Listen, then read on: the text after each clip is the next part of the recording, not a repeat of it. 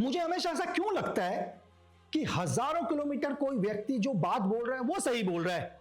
अगर उसने कह दिया कि हमारी आजादी खत्म हो चुकी है तो सही, अगर उसने कह दिया कि सिस्टम सही नहीं है तो वो सही है। हम क्यों सही नहीं है? हमें क्यों ऐसा लगता है कि विदेश में बैठा हुआ आदमी जो बोल रहा है वो ही सत्य है?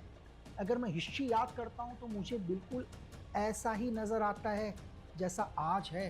तभी तो 25 से 30 अंग्रेज ईस्ट इंडिया कंपनी के पहली बार जब हिंदुस्तान आए थे ना, तो वो समझ गए कि हिंदुस्तानियों को गुमराह करना बहुत आसान है। बस आप इनसे कह दो कि तुम्हारे लोग सही नहीं है, तुम्हारे साथ अत्याचार हो रहा है, तो हम उस पर बिलीव कर लेते हैं। अगर मैं आपसे एक बात पूछूं कि क्या आजादी, या आप मुझे आंसर मत दो, एक पल के लिए खुद से सवाल पूछकर देखो कि क्या सच में मेरी आजादी खत्म हो चुकी है?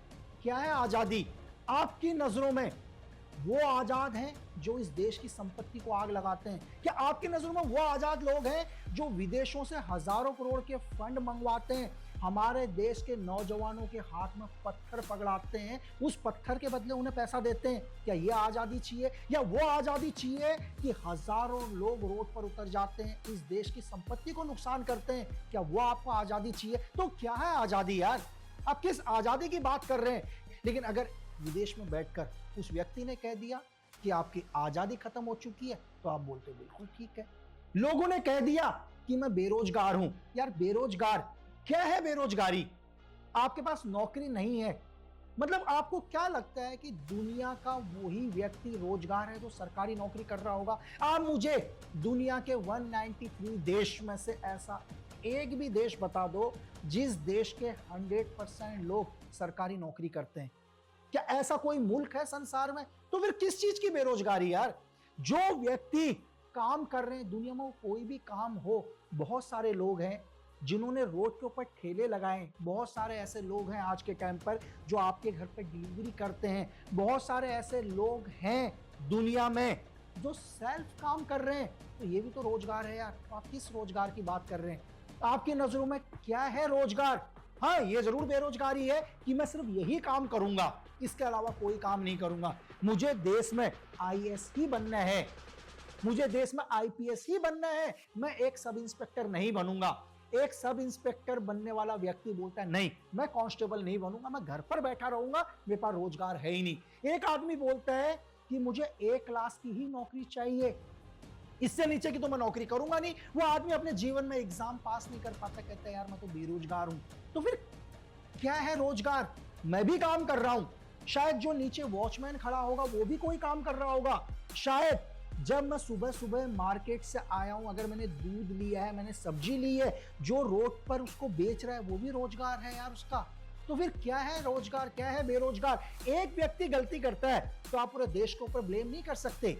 एक आदमी बोलता है कि देश के बेरोजगार लोग ये हैं, तो इसका मतलब ये नहीं है कि पूरा देश खराब है यार। आपने एक व्यक्ति की बात आपको बुरी लगी, वो बात देश की नहीं है। कुछ लोगों ने इस देश में पेपर्स को लीक किया, मैं कहता हूं ऐसे व्यक्ति को जेल में नहीं डालना चाहिए, क्योंकि वो तो हजारों लोगों का भविष्य खत्म कर रहा है यार। दुनिया का कोई भी मुल्क हो, अगर आप मुझसे पूछो तो मैं बोलूंगा किसी भी देश का भविष्य होते हैं बच्चे, और एक ऐसा व्यक्ति उन बच्चों के भविष्य के साथ खिलवाड़ करता है। एक माँ बाप अपनी जमीन बेचकर, अपना सब कुछ बेचकर एक बच्चे को पढ़ाते हैं, जैसे उसकी एग्जाम की डेट आती है पेपर्स लीक हो जाते हैं। तो जितना गुस्सा आपका है उससे कहीं ज्यादा गुस्सा मेरा है। अगर आप मुझसे बोलो तो मैं उसको वो सजा दूं जो शायद हमारे कानून में भी नहीं होगी, क्योंकि वो चंद पैसों के लिए भारत देश के भविष्य को अंधकार में डाल रहा है। कल यही बच्चे इस देश के साइंटिस्ट होंगे, यही बच्चे कल देश के कोई आर्मी ऑफिसर होगा, कोई नेवी का ऑफिसर होगा। तो आप पेपर लीक नहीं कर रहे, आप एक देश को अंधकार में डाल रहे हैं। तो ऐसे लोगों के लिए कोई माफी नहीं। लेकिन मैं फिर आपसे कह रहा हूं कि एक व्यक्ति गलती कर रहा है ना, एक व्यक्ति अपराध कर रहा है, तो पूरा देश अपराधी नहीं है। देश के अंदर बहुत सारे ऐसे लोग हैं जो दिन रात 24/7/365 डेज इस देश के लिए काम कर रहे हैं यार। आप एक पल के लिए सोचकर देखो कि जिस वक्त आप ये वीडियो देख रहे हो या जिस वक्त मैं ये वीडियो बना रहा हूं, इस वक्त भी देश की सरहदों में हमारी सेना खड़ी है।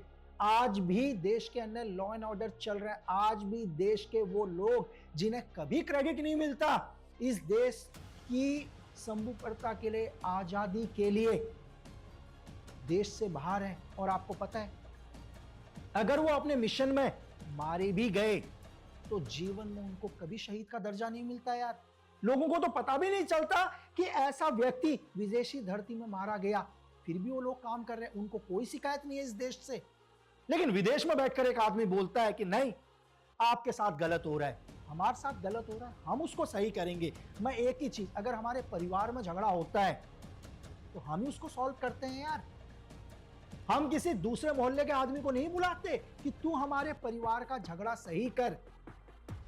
सरकार बहुत बारी गलतियां करती है, मैं ये नहीं कह रहा हूं कि दुनिया में हर देश की सरकार 100% सही होती है, लेकिन 100% बुरी भी नहीं होती। तो हमारा काम है बुराई के खिलाफ आवाज उठाना, लेकिन उन बुरों में से जो अच्छा काम कर रहा है हमें उन्हें भी इग्नोर नहीं करना चाहिए। शायद आप समझ रहे होंगे कि मैं क्या बात कर रहा हूं। दुनिया के अंदर सबसे पहले आप खुद से सवाल पूछो, हम दूसरे के ऊपर जरूर ब्लेम लगाते हैं, क्या आप दुनिया में भ्रष्टाचार कर रहे हैं यार? क्या आपने कभी किसी को रिश्वत दी? क्या आपने इस देश के कानून को तोड़ा? कानून तोड़ने का मतलब सिर्फ आप ये खुद से पूछ लो कि जब भी आप बाइक चला रहे थे, आप कार चला रहे थे, क्या आपने ट्रैफिक रूल्स को फॉलो किया? क्या आपने लाल बत्ती को आज तक क्रॉस किया? ये मुझे मत बताना, खुद से सवाल पूछना। आप में से बहुत सारे ऐसे लोग होंगे जो नफरत करते होंगे भ्रष्टाचार से, आतंकवाद से, लेकिन कहीं ना कहीं कानून तो आपने भी तोड़ा है। लेकिन आप बोलोगे यार मैंने तो बहुत छोटा सा कानून तोड़ा है, मैंने क्या कर दिया, मैंने सिर्फ लाल बत्ती क्रॉस करी है। नहीं, आप इतना ही कर सकते थे, आपके हाथ में यही था। आपके हाथ में AK-47 नहीं थी चलाने के लिए, आपके पास था लाल बत्ती क्रॉस करने की ताकत, आपने कर दी। तो दुनिया के अंदर हर व्यक्ति अपनी ताकत के हिसाब से कानून तोड़ता है। कोई लोग हैं जो रोड के ऊपर सरेआम लोगों को मार देते हैं, वो भी कानून तोड़ते हैं। तो मैं ये कह रहा हूं आपसे मेरा आसान शब्दों के अंदर कि जीवन में हमें हमेशा देश के कानून का पालन करना चाहिए, चाहे वो छोटा हो चाहे दुनिया का सबसे बड़ा कानून हो। हमारे देश का भ्रष्टाचार आतंकवाद की शुरुआत है।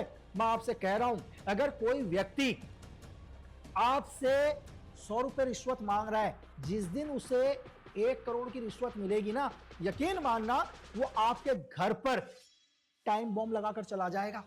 क्योंकि जो व्यक्ति 50 रुपए के लिए अपना ईमान बेच सकता है, 1 करोड़ रुपए के लिए तो वो अपने इस देश को बेच देगा यार। आज भी दुनिया के अंदर कितनी प्रॉब्लम्स है, पूरी दुनिया आज वॉर पर है। अब यूक्रेन और रशिया का वॉर देखो, यूक्रेन ने क्या किया, जहां पर बच्चे रह रहे थे उनके ऊपर ड्रोन हमला कर दिया यार, 21 मासूम बच्चे मारे गए। इसके खिलाफ कोई आवाज नहीं उठा रहा। शायद जो आपके लिए अमेरिका से लड़ रहे हैं ना, वो भी इस बात के लिए आवाज नहीं उठा रहे होंगे। उनसे बोलो कि कल यूक्रेन ने 21 मासूम बच्चों को मौत के घाट उतार दिया, 100 से ज्यादा बच्चे घायल हैं, उनके लिए आवाज उठाओ। उनके लिए नहीं आवाज उठाएंगे, क्यों? क्योंकि यूक्रेन को सपोर्ट करने वाले यही अमेरिका, यही नाटो है। तो वो जिस देश में रह रहे हैं, अपनी लग्जरी लाइफ गुजार रहे हैं, आपको लगता है क्या उस देश के खिलाफ वो आवाज उठा देंगे? आपको पता है कि आवाज में कितनी ताकत होती है। आप बंदूक की ताकत को दबा सकते हो, आवाज को नहीं दबा सकते। आपको लग रहा है कि आज आप बोलते हो कि नहीं यार हमारा सिस्टम ही खराब है, तो सिस्टम को सही करो। सिस्टम को सही करने के लिए 7 समुंदर पार से कोई नहीं आएगा। वो लोग हमारे देश से चले गए यार, हमारे ही देश के अंदर उन्होंने जन्म लिया, इसी देश ने उनको पढ़ाया, इसी देश ने उनको बड़ा किया। लास्ट में वीजा की लाइनों में लग लग कर आज वो इस देश से बाहर चले गए और बोलते हैं कि तुम्हारे देश में तो ये कमी है। वो तुम्हारे देश को बोलते हैं। जिस व्यक्ति को हिंदुस्तान हमारा देश है कहने में शर्म लगती है, क्या आप उसे ये उम्मीद करोगे कि कल वो आपकी मदद करेगा? वो सिर्फ बड़े बड़े देशों के नैरेटिव में काम करते हैं यार। आप कब समझोगे? मैंने आपसे कहा ना कि 25 लोग आए थे इस देश में और हमें 190 साल तक गुलाम बना दिया। आज देश के अंदर जिस तरह का माहौल है, पूरे इस चीज को समझने की कोशिश करो। ऐसा नहीं है कि एक ही दिन के अंदर हो गया, इसके लिए सालों लग गए। जैसा माहौल आज पूरी दुनिया वॉर में जा रही है, मैं आपसे कह रहा हूं कि आने वाला मंजर बहुत बुरा है जिसे आप देख नहीं पा रहे हो। शायद आपने अभी तक कोई भी युद्ध नहीं देखा होगा। आपने यूक्रेन और रशिया का युद्ध सुना है, देखा नहीं है। आपने ईरान और अमेरिका का युद्ध सुना है, देखा नहीं है? आज इजराइल हजारों मिसाइल गिरा रहा है लेबनान पर, आपने सिर्फ सुना है, देखा नहीं है वो मंजर। आप अफ्रीका कॉन्गो जाकर देखो, जहां एक व्यक्ति सिर्फ एक पार्ले जी के बिस्किट की कीमत जितनी है ना, उतने पैसों के लिए हत्या करने के लिए तैयार है। आप वो मंजर देख नहीं सकते।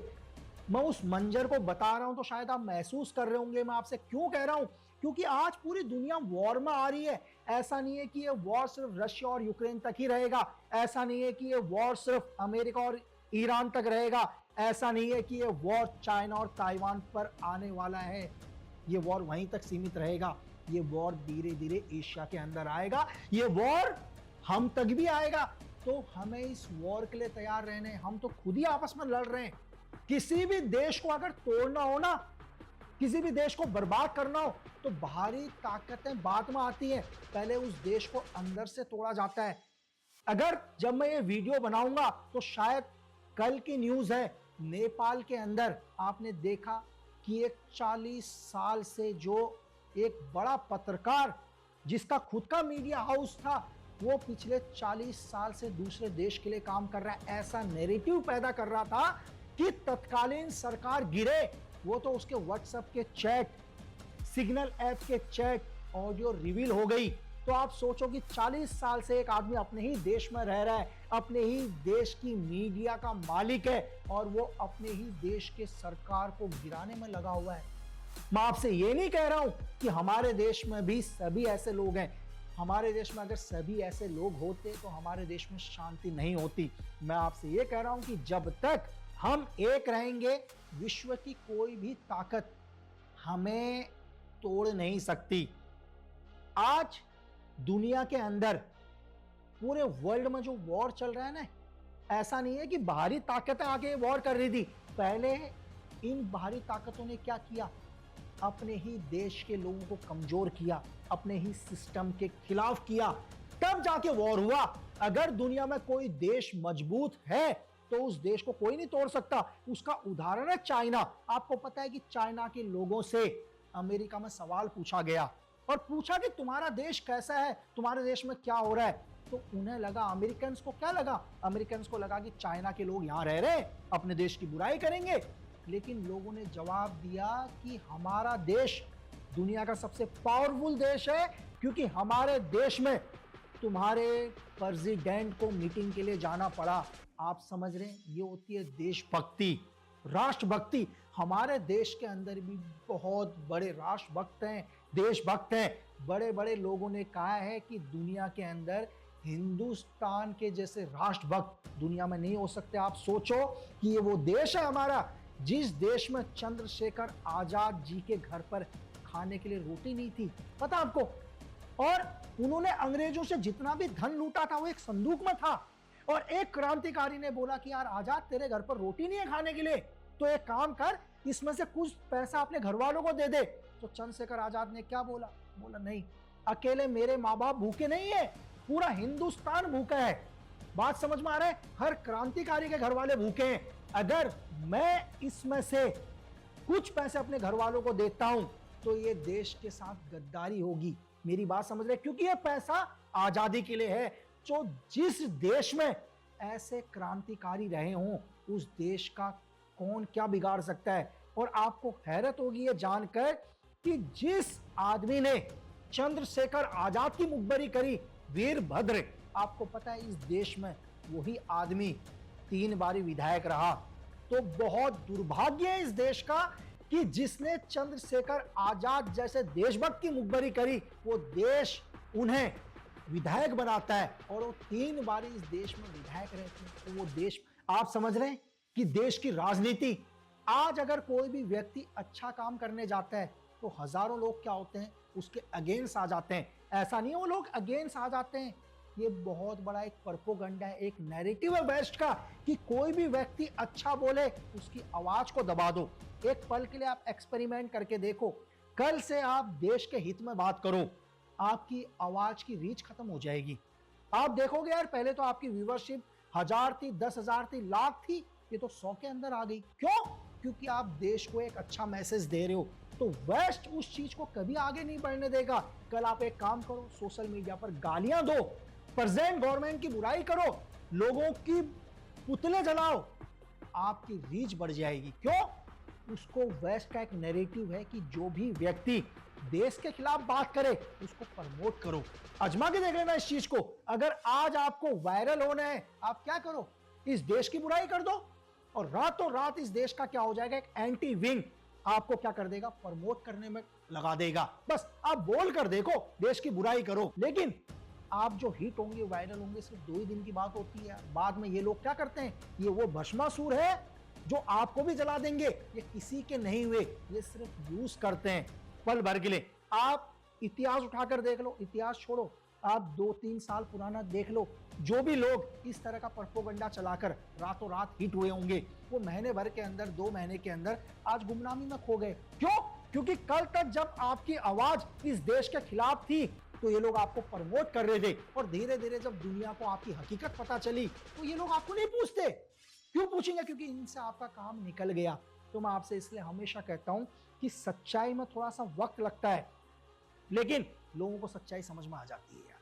सच तो छुप ही नहीं सकता ना। आप कनेक्ट कर ही जाओगे, आज नहीं करोगे, कल करोगे, कल नहीं करोगे, परसों करोगे, साल भर बात करोगे, लेकिन आपको एक ना एक दिन सच्चाई पता चलेगी। आपको पता है कि आवाज इतनी खतरनाक होती है, इतनी डेंजर होती है, सही आवाज, कि पाकिस्तान को, पूरे देश को यार मेरा सोशल मीडिया अकाउंट बैन करने पड़ गया।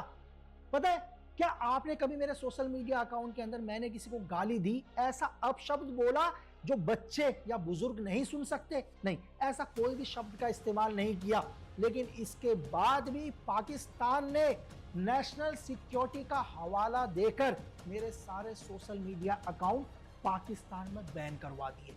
बैन करने के पीछे रीजन क्या था? रीजन था कि मेरे सवालों का आंसर नहीं था आईएसआई के पास, वहां के आर्मी के पास, वहां की सरकार के पास। आप झूठ बोल कर देखो, हजारों सवाल हो जाएंगे, आंसर आ जाएंगे, लेकिन अगर आप आईना दिखाओगे, आप सच दिखाओगे, तो सच के उत्तर नहीं होते, सच के झूठे आंसर नहीं होते, लोगों को समझ में आता है। तो एक देश को बैन करना पड़ा, और मुझे खुशी है कि पाकिस्तान मेरी आवाज को बंद करता है। मुझे अच्छा लगा है जानकर। अगर पाकिस्तान मेरी तारीफ करता तो मुझे बुरा लगता। तो मैं आपसे इसलिए हमेशा कहता हूं कि कुछ भी हो, प्लीज देश हित में बात करो। इस टाइम वॉर की सिचुएशन है, मुझे पता है आप में से बहुत सारे लोग नाराज हैं। कोई नहीं, अच्छा वक्त आएगा तो जितने भी गिले शिकवे थे हम उसको सही कर लेंगे। लेकिन वॉर के सिचुएशन में हम सबको एक होना है यार। जब भी आपके और हमारे घर में कभी आग लगती है तो हम क्या करते हैं यार, आग बुझाते हैं। हम पहले ये नहीं देखते कि आग किसने लगाई, उसको ढूंढो। उसको तो हम ढूंढ के निकाल ही लेंगे, और उसको ऐसी जगह डालेंगे कि दुनिया का कोई भी सर्वर उसको ढूंढ नहीं पाएगा। और प्लीज हमेशा देश हित में बात करो, क्योंकि देश प्रेम से बड़ा दुनिया में कोई धर्म नहीं।